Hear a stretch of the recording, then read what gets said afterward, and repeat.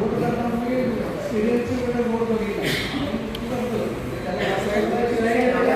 विचारसाठी करतोय की आपण त्याला 30 वर्षाची लाईफ एक्सपेक्टन्सी असते आणि 10 वर्षाचा डिफेक्ट लागलेली पिरियड पण असतो.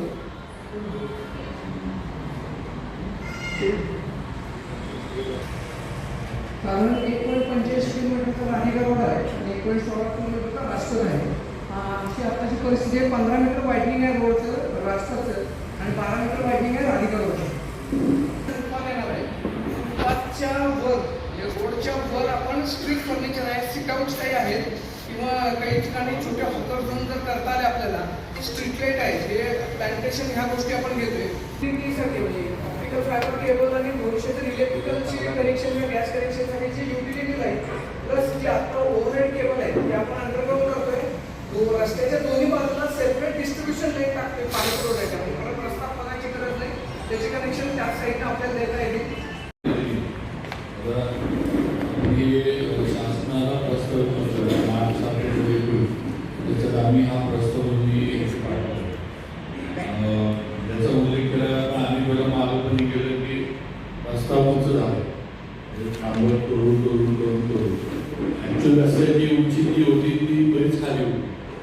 आता आपण जसे केले की आपण आता हा रोड जो आहे तसा आपण जुना आठवडा केला की सगळा एक्स्टोवेट करणार पूर्वीचे जे डांबर वगैरे ते मशीन आता हे माणसं लावून जे मशीन आता आले मशीननं पूर्ण रस्ता जो आहे तो पूर्ण उकरून सगळा काढायचा आणि मग परत त्याचं सगळे जे काही सर्व्हिसिंग वगैरे करून मग पेवरनं कॉन्क्रीट करायचं हातानं वगैरे हे नाही असं हे. आता त्याचं जे लाईन आता कामं करताना काही अडचणी येणार.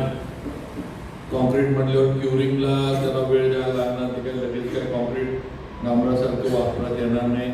त्यामुळं मेजर प्रॉब्लेम एक आहे की काय म्हणायचं वाहतूक पार्किंग आणि जे आपली जी मुख्य बाजारपेठ तुमची जी तिथलं थोडं कष्ट. कारण आपण हा रोड कुठनं करतोय नगरपालिका ते राजवाडा आणि राजवाड्याचं सगळं आपण ते रिक्षा पार्किंग जे करतात हे आणि ही बाजू गोलबागेच्या इकडच्या असं सगळं आपण याच्यामध्ये जरूर करतोय. थोडी अडचण एकच आहे तुम्हाला बोलवायचं कारण सगळ्यांना एकच आहे की हे पूर्ण होतोपर्यंत आता आमचं थोडं म्हणजे हे की पॅच मध्ये करायचं.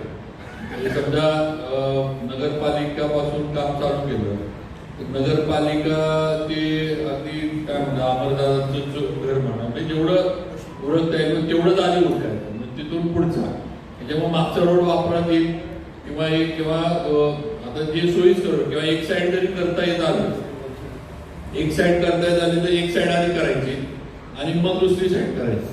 हे काही जरी करायचं म्हटलं तरी प्रॉब्लेम येणार आहे. पार्किंग काही ठिकाणी परत वन वे वगैरे तात्पुरते करायला लागतील. त्याशिवाय काही होणार नाही कारण मशीन वगैरे आणायचं म्हटलं तर त्याला जागा त्यांना काम करायला वेळ वगैरे या सगळ्या गोष्टी आणि ते तुम्हाला सगळ्यांना विश्वासात घेऊन कारण शेवटी तुमचा तिथला व्यवसाय थोडंफार त्रास तर होणार हे सगळं काम पूर्ण होतं. फक्त एकच आहे की तुम्ही सगळ्यांनी थोडं याला सहकार्य केलं तर हे कायमचं काम होईल आणि जे आज त्या वरच्या वायरी सगळं जे आहे ते सगळं आपण काढून आपल्या आपण काय MSCB वगैरे नाही आपल्या खर्चानं नगरपालिका आणि राज्य सरकार आपण त्या सगळ्या अंडरग्राऊंड टाकून ते जे वरचं सगळं जाळं वायरिंगचं आहे ते सगळं आपण हे करणार आहे. आणि मग नंतर जसं बाकीचं आपण सुशोभीकरण वगैरे ते आपण सरसकट नगरपालिकेपासून राजवाड्यापर्यंत ते पूर्ण रोड जो आहे तो एकसारखा दिसला पाहिजे.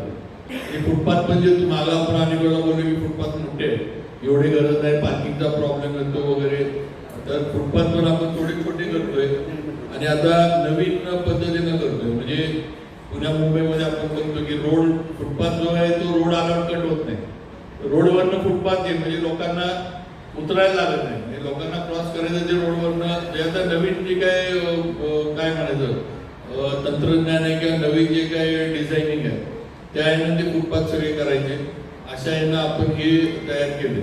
मेन प्रॉब्लेम आपला म्हणजे राजपथ झाले बाकी राधिका रोडला काही एवढा असं काही फार मोठा विषय नाही कारण तिथं काही असं पण तिथं फुटपाथ नाही काही नाही तिथलं हे नाही. पण मेन अडचण एकच आहे की तुमच्या इथं सगळ्यांचं थोडं सहकारी व्यापाऱ्यांचं सगळ्यांचं लागणार त्याच्याशिवाय हे आपल्याला करता येणार नाही म्हणण्याच्या थोड्या अडचणी येणार. पार्किंगच्या येतील, वन वे काही ठिकाणी एका दिवस करायला लागत, काही ठिकाणी म्हणजे दुकानाच्या समोर काम करताना वगैरे त्याला 15-20 दिवस कॉम्प्लेट म्हणलं की क्युरिंगला त्याला लागतातच, तेवढे दिले पाहिजे तर परत त्याची क्वालिटी नीट राहायची नाही. अशा पद्धतीनं हे सगळं आपलं नियोजन आहे.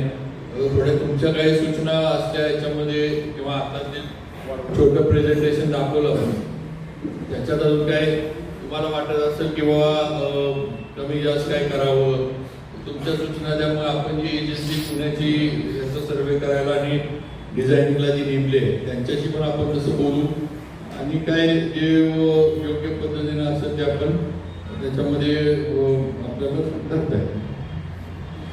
कमीत कमी 2 फूट तरी खाली राहायला पाहिजे, तर ते मग ते राहतं, मग सगळ्यांच्या दुकानात पाणी येणार.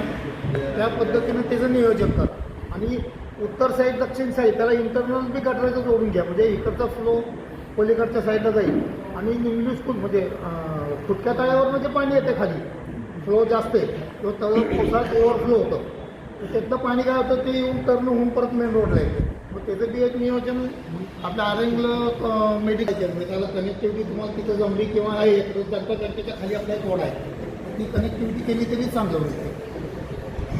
प्रश्न करायचे तुम्ही सातारा रस्त्याचं काम करताय, चांगलं पालिकेचं चांगलं काम आहे आपल्याला.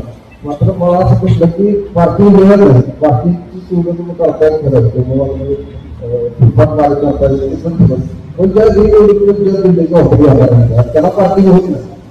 त्याला नगरपालिका त्या लक्ष घालतं की त्यांना ते वाटलं काय करतात खाली गाडी करतात त्यामुळे पार्किंगची समस्या उद्भवत नाही, त्या गोष्टीकडे सुद्धा लक्ष येत नाही. म्हणजे पार्किंग म्हणजे ज्या त्यांनी मागच्या साईडला पार्किंग केलं जातं, मग ग्राहकांनी किंवा येत नाही. मागच्या साईडला पार्किंग ग्राहकांनी पुढे असतात. मग हा प्रश्न लोकांनी दिला ना, व्यापाऱ्यांनी पण सहकार्य करावं. व्यापाऱ्यांनी जवळ तुम्ही पार्किंगला खाली जागा ठेवा ना, नागरिक कोण प्रश्न येत असतो, सगळ्यांनी बोलायला